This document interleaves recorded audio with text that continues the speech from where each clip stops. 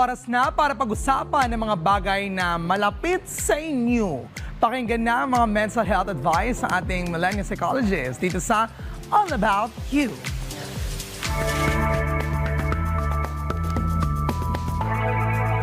Magandang umaga. Ito nga pala si Rian Portuguese, your millennial psychologist, at welcome sa All About You, kung saan ito ang safe space mo at pag-uusapan natin ang tungkol sa'yo. Para sa araw na to, pag-usapan natin yung tanong ni Nena. At alam ko na lahat tayo makaka-relate dito dahil lahat tayo ay apektado.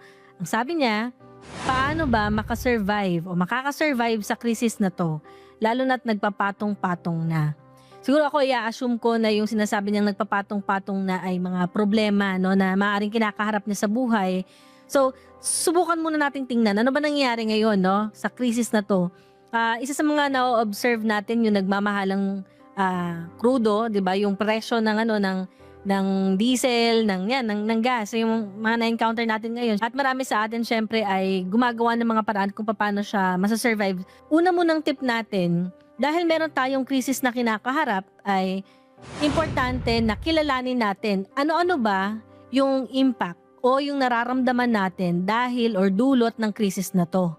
So nakakaramdam ka ba ng galit? Nakakaramdam ka ba ng inis? Nakakaramdam ka ba ng kalungkutan or halo-halo? Ano-ano din ba yung madalas na pumapasok sa isip mo? Importante na isipin mong maigi kung paano ka naapektuhan ng problemang to. Sabi natin kanina, ano nararamdaman, ano yung iniisip. Pangalawa, dito na natin titingnan ng malinaw, no?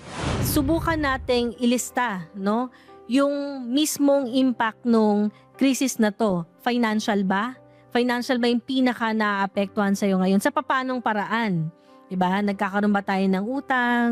Paano ba tayo manghihiram kung sakaling ang feeling natin wala tayong mahiraman, ganyan. Mag-set tayo ng micro goals kung paano natin ma-overcome yung mga na-identify or nalaman natin dun sa number 2. Siyempre, isama din natin dito kung palagay mo ay nawawala ka na talaga sa balanse at naapektuhan talaga yung mental health mo, huwag mong kalimutan na pwede kang magkonsulta siyempre sa mga mental health professionals.